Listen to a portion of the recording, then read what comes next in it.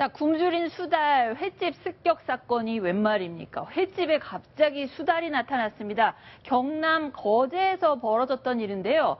저희가 영상을 한번 준비를 해봤거든요. 바로 저 장면입니다. 그 횟집 앞에 있는 수족관에 자, 배가 당연히 고프겠죠. 수달이 저렇게 들어가서 물고기를 잡아먹는 저런 모습인데, 자, 신동진 기자, 동네 횟집 하면은 이제 사람들이 굉장히 많이 찾는 곳이잖아요. 그런데도 수달이 굉장히 과감하게 저렇게 출몰한 이유가 뭡니까? 예, 이 야생에 있어야 될 수달이 사람들의 그 발길이 이어지는 일반 식당에 찾아온 이유는 바로 먹이 때문인 것으로 추정됩니다. 네. 인근의 그 바닷가 매립공사로 인해서 이 수달의 전통적인 사냥터였던 곳이 없어지게 되면서 네. 이 수달이 먹잇감을 찾아서 횟집까지 오게 된다는 분석입니다. 네. 네.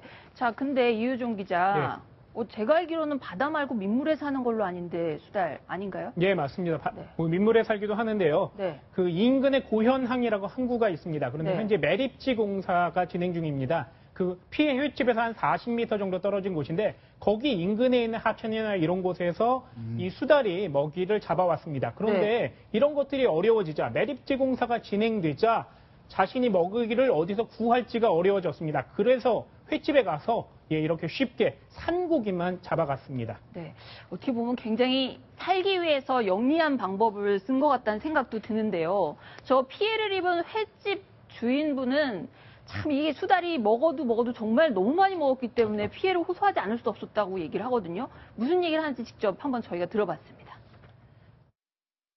첫날은 뭐 저희도 신기하기도 하고 물고 가봐야 몇 마리 물고 가겠나 싶어서 그냥 뒀어요. 짱어만 몇 마리 물고 가니까 그 정도는 애교로 봐줬는데 이제 한 2, 3일 지나니까 하루도 안 빠지고 이제 오면서 오는 빈도도 하루에 한 번이 아니고 여러 수차례를 왔다 갔다 하더라고요.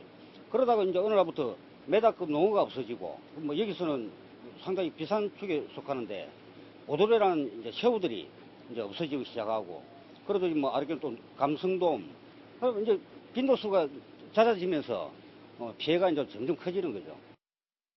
감성동이면 굉장히 비싼 거 아닌가요? 그러니까요. 이게 수달이 비싼 것까지 고르는 재주가 있는지 싶은데 백 변호사님, 저 횟집 사장님은요 처음에는 애교로 봐주려고 했는데 이거는 규모가 게다가 너무 비싼 것까지 먹으니까 이 피해는 도대체 어디서 어떻게 보상을 받아야 되나요? 그러니까 저 횟집 사장분께서는 만약에 쥐덫 같은 거 설치해가지고 수달을 잡는다 그러면 그분이 우리 처벌받아요. 횟집 네, 이게 사장님이요? 천연기념물이기 때문에. 아, 그러니까 이게 말 그대로 포획도 금지되어 있는 거거든요, 수달은. 네. 그러니까 지금 이 상황에서는 사실상 무언가 피해를 배상을 요구할 수 있는 경우가 별로 없는데 네. 이런 경우에 이제 보통 지자체에서 알아서 그냥 해주거나 이런 경우들은 있거든요. 근데 그럼 문제는 거제에서 해줘야 네, 되나요? 이번 같은 경우에는 근데 좀 다른 것 같아요. 아까 말씀하셨던 것처럼 이게 매립공사 때문에 수달이 먹을 게 없어져서 그것 때문에 여기 오게 된 거면 네. 이 공사의 주체나 뭐 지자체가 이걸 하고 있다면 매립공사를 그 매립공사 때문에 됐다라는 부분까지가 인정이 되면 이 부분은 손해배상 청구 가능하지 않을까? 뭐 개인적으로 그렇게 생각이 좀 인과관계가 입증이 네. 돼야 되겠죠. 네. 네, 지금까지는 배가 고파서 횟집을 습격한 수달의 얘기를 해봤는데요. 이제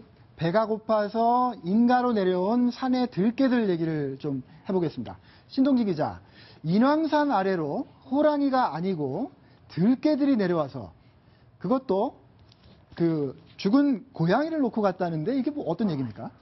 예, 지금 나오는 영상을 보시면 네. 그 개가 그 무언가 사체를 내버려두고 가는 그 장면이 보이는데요. 바로 네. 주변 주민들이 키웠던 들고양이입니다. 네. 이 주민들이 키웠던 고양이가 이렇게 순식간에 사체로 발견된 것을 보고 그 주민들은 경악을 금치 못했는데요. 네. 바로 이러한 끔찍한 일을 벌인 것이 그 인근 인왕산에서 내려온 들개 3마리라는 것을 밝혀졌습니다. 네, 이우정 기자, 저 개들이 집에서 기르는 개가 아니고 지금은 들개라는 거죠. 주인도 없고 야생에서 먹고 사는 그런 들개라는 건데 인왕산에 호랑이가 사라진 지 오래됐고 저 들개들이 점점 늘어나고 있는데 저 들개들은 어디서 오는 건가요? 네, 예전에 사람들이 키우던 개가 네. 들개 야생화되고 있는 것입니다. 도심 들개화되는 건데요.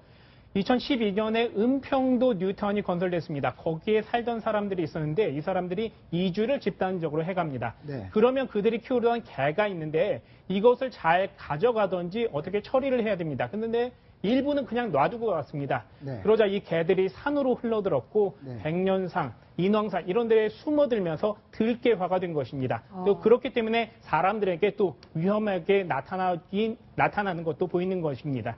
네, 아직까지 뭐 들개들로 인한 인명 피해는 없는 것 같습니다. 이 들개들이 무슨 그 주민등록 신고를 하지 않기 때문에 정확히 파악은 되지 않을 텐데요. 신동기 기자, 얼마나 많은 그 들개들이 지금 추정으로 산에 지금 살고 있습니까?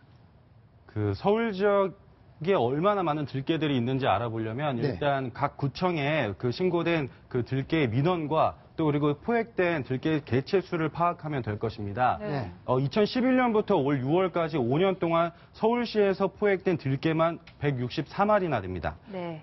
포획된 그 들개 수는 2011년에는 불과 2마리에 불과했지만 네. 지난해에는 무려 한 해 31마리까지 급증하는 등 최근에 그 주거지 인근에 그 신고되는 들개 개체 수가 많이 늘어나고 있습니다. 네. 그 종로구에서는 그 40마리가 넘게 포획이 됐고요. 그리고 말씀하신 은평 뉴타운이 있는 은평구에서는 네. 50마리가 넘는 들개가 포획된 것으로 알려졌습니다. 네. 네, 어쨌든 애완견을 키우는 애완견 인구가 많아진다는 소식과 동시에 유기견도 많아진다는 소식, 정말 약간 씁쓸하게 하는 그 단면인 것 같은데요. 어쨌든 뭐 지자체라든지 관계당국에서 잘 해결을 했으면 좋겠다는 생각이 들고요. 다음은 나라 박 소식으로 한번 넘어가 보도록 하겠습니다.